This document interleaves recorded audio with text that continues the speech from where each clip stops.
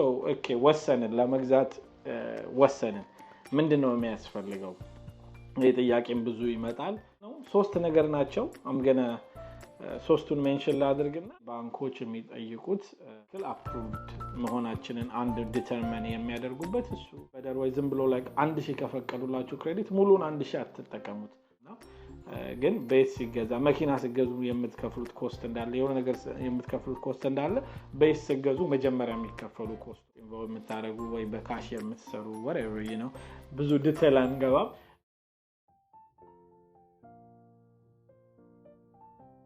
What's up everybody እንደናችሁ ሰላም ናችሁ ወይ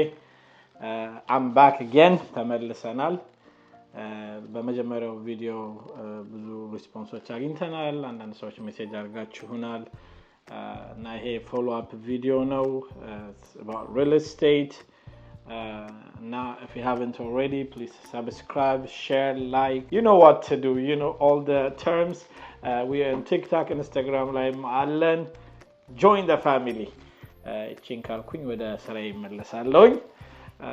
እንግዲህ በመጀመሪያው ቪዲዮ ላይ መቼ ነው ጥሩ ታይም ቤት ለመግዛት የሚለውን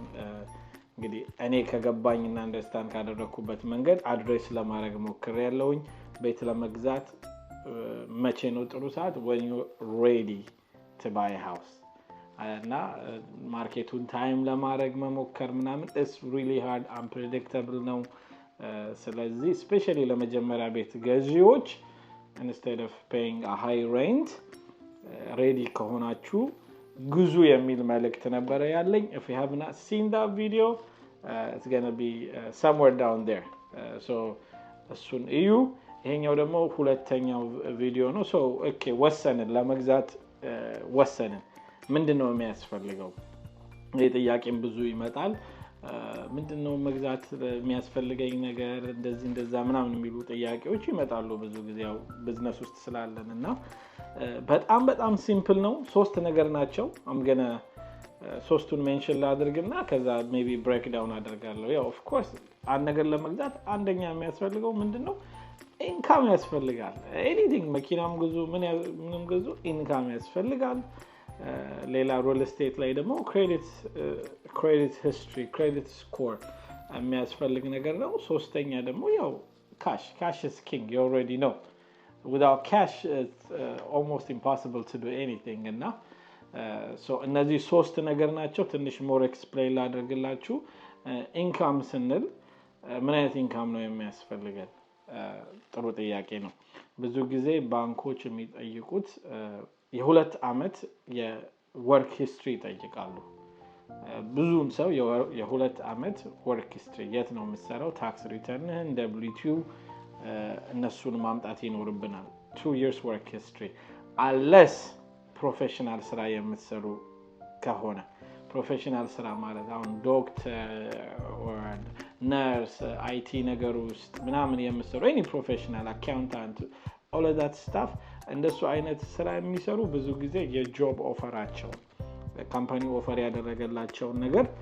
አክሴፕት ያደርጋሉ ሶ ሁለት አመት መጠበቅ አይኖርባችሁ ጆብ ኦፈሩ ካላችሁ ግራጁዌት አድርጋችሁ next month ስራ ብትጀምሩ ያ የጆብ ኦፈር ያ ካምፓኒ የሚሰጣችሁ እሱ በቂ ነው ቤት ለመግዛት ክሬዲት ስኮራችሁ ጥሩ እስከሆነ ድረስ ብዙ እዳ እስከሌለባችሁ ድረስ ማለት ነው ግን for majority of the people የሁለት አመት work history የት ነው የሰራችሁት ኢንካማችሁን በዛ በኩል ነው ቬሪፋይ የሚያደርጉት ስለዚህ እዚህ አሜሪካ ውስጥ ሁለት አመት ከሰራችሁ basically you're qualified አንደኛው ኳሊፊኬሽን እሱ ነው ሁለተኛው ክሬዲት ስኮር ነው ክሬዲት ስኮር ደግሞ you know እንዴት ቢሎቻችን የምንከፍልበት እሱ ነው የክሬዲት ሂስትሪያችን የኢንካም ሂስትሪያችን እሱ እዛው ክሬዲት ስኮር ነው እዚህ ሀገር ብዙ ክሬዲት ካርማ ላይ ምናምንም ላይ ልታገኙት ትችላላችሁ እንዴት ነው ከዚህ በፊት ተበድራችሁ ወይ ክሬዲት ካርድ ዩሴጃችሁ እንዴት ነው እሱን አይተው ይሄን ያክል አፕሩቭድ መሆናችንን አንድ ዲተርሚን የሚያደርጉበት እሱ እንትን ነው ከ700 በላይ ቢሆን ሪከመንድ ይደረጋል 680 ምናምን ውስጥም አሉ ኦፕሽኖች ግን 700 እና በላይ ቢሆን more recommended ነው ስለዚህ ክሬዲታችሁ ላይ በጣም ወርክ አድርጉ ዝም ብላችሁ ሌት አትሁኑ pay on time ዝም ብሎ መበደር ወይ ዝም ብሎ like 1000 ከፈቀዱላችሁ ክሬዲት ሙሉን 1000 አትጠቀሙት 300 ያክል እንደዚህ አነስ እሱሱን በደንብ ስለሚያዩ ማለት ነው ክሬዲት ዩዜጅ ይባላል so ሌላ ኤክስፐርት በዛም በኩል እናመጣ እንችላለን but so ያንን ሂስትሪ ያያሉ የክሬዲት ሂስትሪያችሁን ያያሉ ስለዚህ please ሀበሾች make sure ክሬዲታችሁን በስነ ስርዓት መጠቀማችሁን ሌት ፊ የሚባል ነገር avoid አድርጉ አንድ እሱ ነው ሌላው ደግሞ ያው as you know ቅድም ብየዋለሁ ካሽ ስኪንግ ይባላል እዚህ ሀገር ካሽ ያስፈልጋል ካሽ ለምንድን ነው የሚያስፈልገው ለዳውን ፔመንት ካሽ ያስፈልገናል closing cost ይባላል ረጅም ነገር ነው ያው closing cost ቤት ለመግዛት የሚያስፈልጉ ኮስቶች ኢንሹራንስ ታክስ አተርኒ ፊ ምናምን ራሱን የቻለ ቪዲዮ ነው closing cost አሁን ኤክስፕሌን ለማድረግ ማለት ነውና ግን ቤት ሲገዛ መኪና ሲገዙ የምትከፍሉት ኮስት እንዳለ የሆነ ነገር የምትከፍሉት ኮስት እንዳለ ቤት ሲገዙ መጀመሪያ የሚከፈሉ ኮስቶች አሉ እሱ closing cost ይባላል ለዛም ብር ያስፈልጋቸዋል ሌላ ደግሞ ሪዘርቭ so like አሁን 10000 ቢኖረን 10000ንም ሰተን ምንም ነገር ከሌለን አያበድሩንም ስለዚህ ሪዘርቭ የ3 months እስከ 6 months ሪዘርቭ ደግሞ ይፈልጋሉ so ከገዛችሁ በኋላ at least ለ6 ወር ሞርጌጁ 1000 ብር ከሆነ የ6000 ብር ባላንስ መቅረት አለበት መጨረሻ ላይ እና ይሄ ሚኒመም ሪኳየርድ ነው እኔ ኢንካሬጅ ብዙ ጊዜ ሞር ቢኖራችሁ ጥሩ ነው like ሃውስ ፑር የሚባላል like ትልቅ ቤት ገዝታችሁ የሆነ ስትራግል ማድረግ የለባችሁም ለዛ ነው ሁሉ ጊዜ live below your means ከምትችሉት በታች ለመኖር መሞከር ጥሩ ነውና አንድ እሱ ነው when it comes to cash ብዙ ጊዜ በዚህ በሀበሻ ዙሪያ በጣም ስትራግል የምናደርገው ብዙ ጊዜ ካሽ ዝም ብለን እናስገባለን አካውንት ውስጥ ወይ ከሰውም ሊሆን ይችላል ቁብ ሊሆን ይችላል የተለያየ ነገር ሊሆን ይችላል ይሄን ነገር እነሱ አያውቁትም አይቀበሉትም money laundering ወይ fraud ነው የሚባለውና ብዙ ጊዜ ቁብን ኤክስፕሌን ልናደርገው አንችልም ለነሱና ስለዚህ እንደዚህ አይነት ነገር ውስጥ ኢንቮልቭ የምታደርጉ ወይ በካሽ የምትሰሩ whatever ብዙ ዲቴል አንገባም እንደዛ አይነት ሰዎች ካላችሁ ሌላ አካውንት ሴት አድርጉ ለቁብ እንጂ ለባንክ የምትሰጡት አካውንት ላይ just ቼክ ብቻ በቃ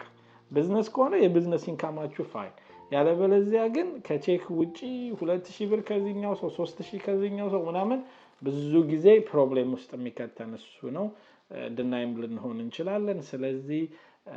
ሌላ ሁሉ ጊዜ ሌላ አካውንት ሴት አፕ አድርጉና ይሄው ለሀበሻ ምናምን ላለው ነገር በሙሉ ያን አካውንት ተጠቀሙ አንድ አካውንት ግን just ኢንካማችሁ የሚገባበት ቼካችሁ ማለት ነው every 2 week every month የሚገባበት አንድ አካውንት ቢኖራችሁ ይመረጣል so በቃ እነዚህ ሶስት ነገር ናቸው basically የሁለት አመት ኢንካም ጥሩ ክሬዲት ስኮር 700 or more ሶስተኛ ደግሞ ዳውን ፔመንት closing cost and reserve so basically የ200,000 ቤት ለመግዛት ዳውን ፔመንት normally let's say 5% ዳውን ፔመንት እንበል 3% ማለት ግን 5% ዳውን ፔመንት the closing cost maybe 5000 6000 ይባላል so 10000 በሉት ነው 5% ዳው የ200 ከሆነ 10000 ማለት ነው 10000 ለዳውን ፔመንት ብንል 8000 closing cost ብንል 25000 ምናምን አካባቢ ሊያስፈልገን ይችላል የ200,000 እሱ በጣም ስትሬች አድርጌው ነውና 15ም በቂ ሊሆን ይችላል ግን ሁሉ ጊዜ you want to have more than you need just close ማድረግ አይደለም ከዛ በኋላ የሚያሉ ነገሮች ስላሉና እነዚህ ሶስት ነገሮች ነው የሚያስፈልጉን work on your income work on your credit score እና ካሻችሁን እንዳልኳችሁ avoid ዝም ብሎ ካሽ ባንክ ውስጥ ማስገባት ማስወጣት avoid አድርጉ ወይ ሌላ ሁለት አካውንት ይኑራችሁ ይሄ ነው እነዚህ ነው የሚያስፈልጉት ሬዲ ከሆናችሁ አሁን ready ካልሆነ ለኔክስት year or ምናምን የምትዘጋጁ ሰዎች ይሄንን keep it in mind ስሙ እነዚህ ናቸው ሪኳየርመንታቸው I hope it help you guys more videos ይኖረናል በሪል ስቴትም ዙሪያ በሌላም ገስቶች ይኖራሉ different type of loan አለ ምናምን እሱ another ጊዜ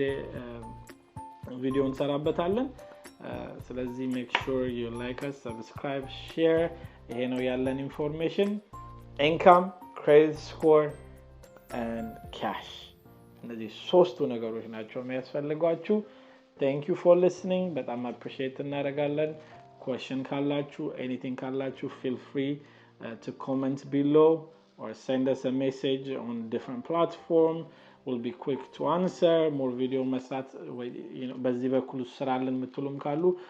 we'll be willing to do that